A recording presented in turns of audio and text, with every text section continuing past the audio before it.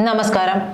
മുഖ്യമന്ത്രിയുടെ മകൾ വീണ വിജയന്റെ കമ്പനിയായ എക്സോലോജിക് നിരവധി കമ്പനികളിൽ നിന്ന് പണം വാങ്ങിയിട്ടുണ്ട് എന്ന വിവരം പുറത്തുവിട്ടത് മാത്യു കുഴൽനാടൻ MLA ആയിരുന്നു. സേവനം നൽകാതെയാണ് ഇവരിൽ നിന്നും പണം കൈപ്പറ്റിയത്.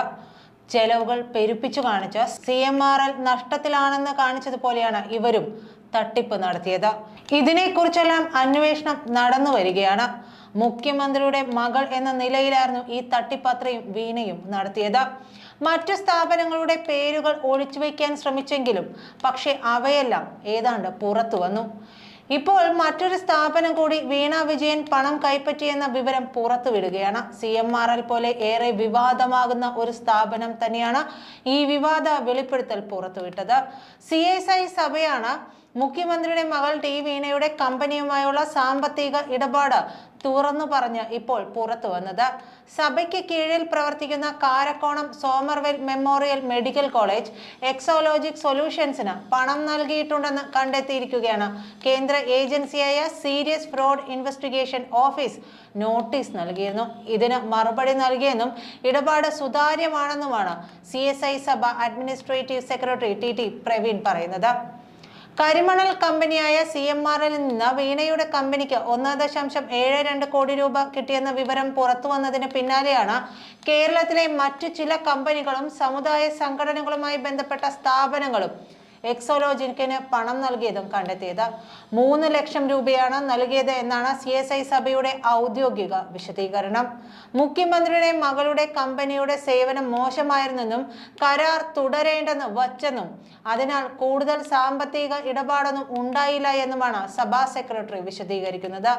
എക്സോലോജിക്കിന് പണം നൽകിയവരാരും ഇതുവരെയും ഇടപാടിന്റെ വിവരങ്ങൾ തുറന്നു പറഞ്ഞിട്ടില്ല.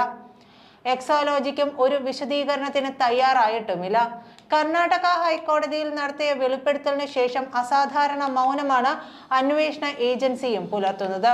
ഇതാദ്യമായാണ് ബന്ധപ്പെട്ട കക്ഷികളിൽ ഒരാൾ മുഖ്യമന്ത്രിയുടെ മകളുടെ കമ്പനിയുമായി നടത്തിയ ഇടപാടിന്റെ വിവരങ്ങൾ വെളിപ്പെടുത്തുന്നത്.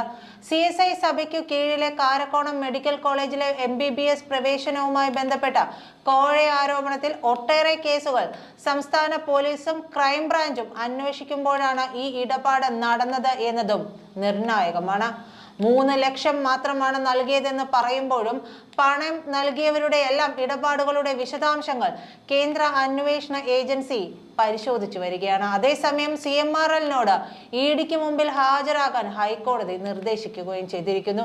ഇല്ലാത്ത സേവനത്തിന് വീണയുടെ കമ്പനി പണം വാങ്ങിയത് കള്ളപ്പണം വെളുപ്പിക്കലിന്റെ പരിധിയിൽ വരുമെന്നാണ് ED കണക്ക് കൂട്ടുന്നത്. CMRLന്റെ ബാലൻസ് ഷീറ്റിൽ കള്ളക്കണക്കിന്റെ പെരുക്കങ്ങളുണ്ടെന്ന് ആദായ നികുതി വകുപ്പും കണ്ടെത്തിയിരുന്നു. വീണ വിജയൻ എക്സോലോജിക് കമ്പനി, CMRL പൊതുമേഖലാ സ്ഥാപനമായ KSIDC എന്നിവരാണ് നിലവിൽ അന്വേഷണ പരിധിയിലുള്ളത്. CMRLുമായുള്ള സാമ്പത്തിക ഇടപാടിന് പുറമെ വീണ വിജയന്റെ സ്ഥാപനം നടത്തിയ മറ്റ് സാമ്പത്തിക ഇടപാടുകളും പരിശോധിക്കുമോ എന്ന് വ്യക്തമല്ല. എന്തായാലും കരിമണൽ കർത്തയുടെ സമയം ശരിയല്ല എന്ന് വ്യക്തം. തിങ്കളാഴ്ച ഹാജരാകാതെ ഇരിക്കാനുള്ള അവസാന പിടിവള്ളിയായിരുന്നു ഹൈക്കോടതിയിലെ ഹർജി.